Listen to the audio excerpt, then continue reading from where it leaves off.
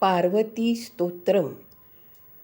ज्या मुलींच्या विवाह जमण्यात अनंत अडचणी येत असतात व विवाह विलंब होत असतो, अशा मुलींनी हे स्तोत्र जरूर वाचावे.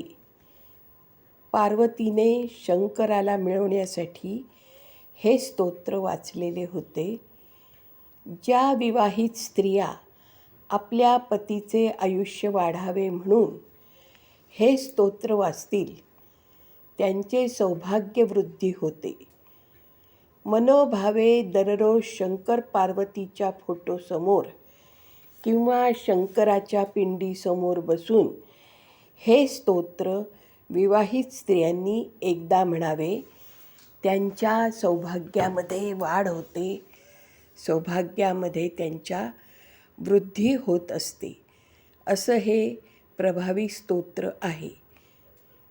स्तोत्र असे: शक्तिस्वरूपे सर्वेषां सर्वाधारे गुणाश्रये सदा शंकरयुक्ते च पती देही नमोस्तुते. सृष्टिस्थित्यन्तरूपिणी सृष्टिस्थित्यन्तबीजानां बीजरूपे नमोस्तुते. हे गौरी पतिमर्मज्ञे मे पतिव्रता परायणे पतिव्रते पतिरते पतिदेही नमोस्तुते. पार्वती माता स्तुती करून सांगत आहे असा पती दे म्हणून. सर्व मंगल मांगल्ये सर्व संयुते सर्व मंगल बीजेच नमस्ते सर्व मंगल्ये. सर्व प्रिय सर्व बीजे सर्व शुभ विनाशनी सर्वेशे सर्व जनके नमस्ते शंकर प्रिये. परमात्म स्वरूपे च नित्यरूपे सनातनी साकारे च निराकारे सर्वरूपे नमोस्तुते. पार्वती माता स्तुती करते स्तोत्रामध्ये पती कसा हवा याविषयी, आणि ती आपल्याला सांगते पती कशा प्रकारचा पाहिजे. क्षुधतृष्णेच्छा दया श्रद्धा निद्रा तंद्रा स्मृती क्षमा एतास्तव कलाः सर्वा नारायणी नमोस्तुते. लज्जा मेधा तुष्टी पुष्टी शांती संपत्ती वृद्धायाः एतास्तव कला सर्वाः सर्वरूपये नमोस्तुते. दृष्टादृष्टस्वरूपे च तयोर्बीजफलप्रदे सर्वानिर्वचनीय च महामाये नमोस्तुते. शिवे शंकर सौभाग्ययुक्ते सौभाग्यदामिनी हरिकांताच्च सौभाग्य देही देवी नमोस्तुते.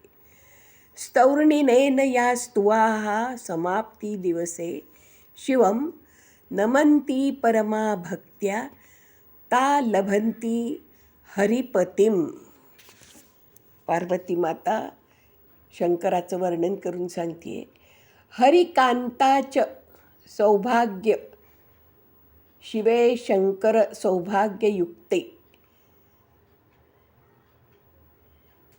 इहं कांतं सखं भुक्त्या पती प्राप्य परांपरं दिव्य स्यंदनमारुह्य यान्तन्ते कृष्ण सन्निधि मे.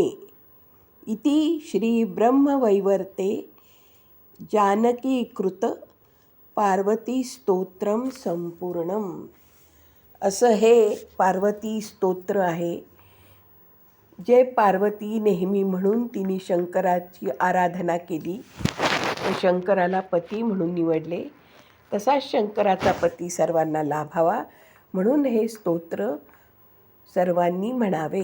हे स्तोत्र दररोज वाचावे, त्यामुळे विवाह योग लवकर येतो, मनासारखा जोडीदार मिळतो आणि विवाहित स्त्रियांचे सौभाग्य वाढते. ज्या मुलींचे विवाह लवकर जमत नाही त्यांनी हे स्तोत्र जरूर वाचावे. असा हा प्रभावी उपाय कुमारिकांनी व विवाहित स्त्रियांनी पण करावा, ज्या योगे कुमारिकांचे विवाह जमतील व विवाहित स्त्रियांचे सौभाग्य वाढेल.